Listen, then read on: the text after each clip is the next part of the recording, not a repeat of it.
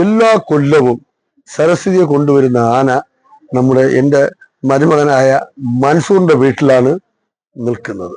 അവിടെ വെച്ചാണ് പൂജകൾ കംപ്ലീറ്റ് നടക്കുന്നത്. അത് അവർ സഹകരിച്ചുകൊണ്ടേയിരിക്കുന്നു. അത് വളരെ സന്തോഷത്തോടുള്ള ഒരു മതസൗഹാർദ്ദത്തിനെയും ഞങ്ങളെല്ലാവരും ഒത്തുചേരുന്ന ഐക്യത്തിൻ്റെയോ പ്രതീകമായിട്ട് കണ്ട് ഞങ്ങൾ അവരോട് വളരെ വളരെ നന്ദിയും കടപ്പാടും രേഖപ്പെടുത്തിക്കൊണ്ടിരിക്കുന്നു. വർഷങ്ങളായിട്ട് ഞങ്ങളുടെ വീട്ടിൽ തന്നെയാണ് എല്ലാ വർഷവും വരുന്നത്. അതുകൊണ്ട് സന്തോഷമേ ഉള്ളൂ. ഞങ്ങളുടെ ഒരു കൾച്ചറിന്റെ ഭാഗമായിട്ട് ഇതുമായിട്ട് ബന്ധപ്പെടാൻ നമുക്ക് സാധിച്ചതിലും വലിയ അഭിമാനമുണ്ട്. നവരാത്രി വിഗ്രഹ ഘോഷയാത്രയ്ക്കൊപ്പം എത്തുന്ന ആനയ്ക്ക് സൗകര്യമൊരുക്കുന്നത് മൻസൂറിന്റെ വീട്ടിലാണ്. ഒരു പതിറ്റാണ്ടിലേറെയായി ഈ മാനവ സൗഹൃദം തുടർന്നു വരുന്നു. നവരാത്രി ഘോഷയാത്രയ്ക്കൊപ്പം എത്തുന്നവർക്ക് വേണ്ട സൗകര്യമൊരുക്കി സൗഹാർദ്ദം തീർക്കുകയാണ് മൻസൂറും കുടുംബവും.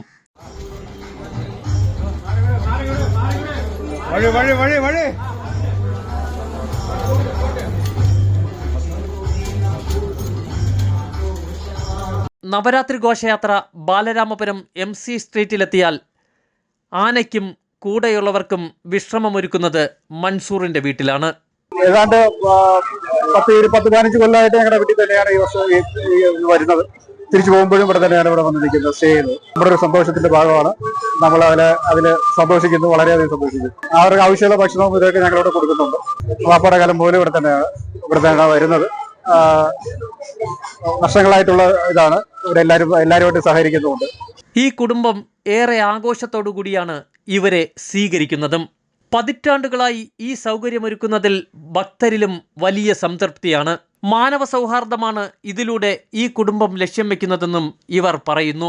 തിങ്കളാഴ്ച രാവിലെ എത്തിയ ഘോഷയാത്രയ്ക്ക് പതിവ് തെറ്റിക്കാതെയാണ് വീടിൻ്റെ ഗേറ്റ് തുറന്നുകൊടുത്ത് ഘോഷയാത്രയ്ക്ക് വേണ്ടിയുള്ള സ്വീകരണമൊരുക്കിയത്. ഒരു പതിറ്റാണ്ട് മുമ്പ് ഘോഷയാത്രയ്ക്കൊപ്പം എത്തിയ ആന വെയിലത്തു നിന്നും അസ്വസ്ഥത പ്രകടിപ്പിച്ചതിനെ തുടർന്നാണ് മൻസൂറിൻ്റെ വീട്ടിൽ ഒരുക്കങ്ങൾ ആരംഭിച്ചത്. അതിനുശേഷം ഇന്നേ വരെ ഈ വീട്ടിലാണ് ഘോഷയാത്രയ്ക്കൊപ്പം എത്തുന്ന ആനയ്ക്ക് സൗകര്യമൊരുക്കുന്നതും. നവരാത്രി വിഗ്രഹ ഘോഷയാത്ര ഇവിടെ 139 വർഷം കൊണ്ട് അവർക്ക് സ്വീകരണം നൽകുകയാണ്.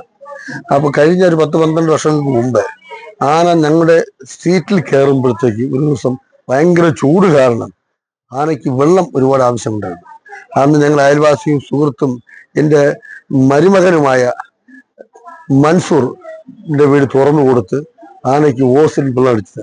അതിനുശേഷം എല്ലാ കൊല്ലവും സരസ്വതിയെ കൊണ്ടുവരുന്ന ആന എൻ്റെ മരുമകനായ മൻസൂറിന്റെ വീട്ടിലാണ് നിൽക്കുന്നത്. അവിടെ വെച്ചാണ് പൂജകൾ കംപ്ലീറ്റ് നടക്കുന്നത്. അത് അവർ സഹകരിച്ചുകൊണ്ടേയിരിക്കുന്നു. അത് വളരെ സന്തോഷത്തോടുള്ള ഒരു മതസൗഹാർദ്ദത്തിനെയും ഞങ്ങളെല്ലാവരും ഒത്തുചേരുന്ന ഐക്യത്തിൻ്റെയോ പ്രതീകമായിട്ട് കണ്ട് ഞങ്ങൾ അവരോട് വളരെ വളരെ നന്ദിയും കടപ്പാടും രേഖപ്പെടുത്തിക്കൊണ്ടിരിക്കുന്നു.